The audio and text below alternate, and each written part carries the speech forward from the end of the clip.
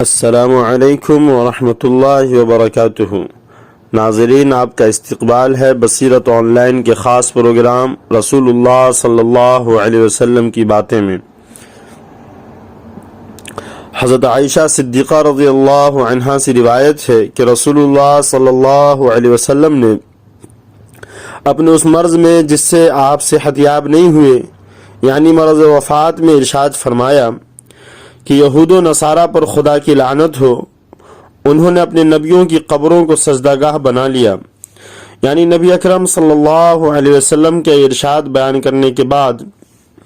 حضرت صدیقہ نے فرمایا کہ آپ صلی اللہ علیہ وسلم نے یہ فرمایا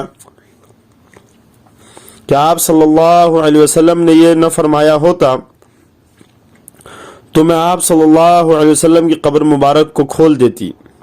آپ کو خطرہ تھا کہ آپ صلی اللہ علیہ وسلم کی قبر مبارک کو بھی اسی طرح سجدہ گاہ نہ بنا لیا جائے جس طرح یہود و نصارہ نے اپنے نبیوں کی قبروں کو سجدہ گاہ بنا لیا۔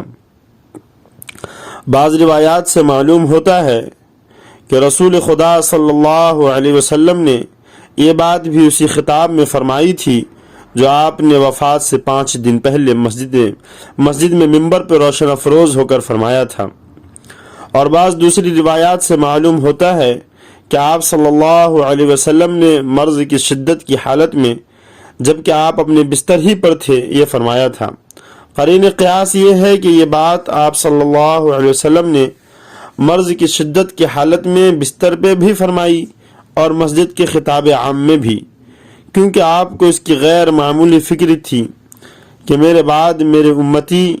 میری قبر کے ساتھ وہ معاملہ نہ کریں جو یہود و نصارہ نے اپنے پیغمبروں کی قبروں کے ساتھ کیا ہے،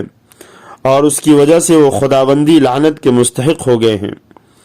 آپ صلی اللہ علیہ وسلم کو یہ تو اطمینان تھا کہ میرے امتی بت پرستی جیسے شرک میں مبتلا نہ ہوں گے، یعنی اس اطمینان کا آپ صلی اللہ علیہ وسلم نے اظہار بھی فرمایا،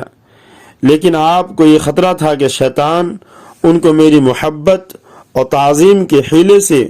اس شرک میں مبتلا کر دے کہ وہ میری قبر کو سجدہ کرنے لگیں۔ اس لیے اس بارے میں آپ صلی اللہ علیہ وسلم نے بار بار اور مختلف موقعوں پر اور مختلف عنوانوں سے تنبیہ فرمائی، اور خاص کر مرض وفات میں آپ صلی اللہ علیہ وسلم نے اس کا زیادہ اہتمام فرمایا، خطاب عام میں بھی فرمایا اور گھر میں بستر علا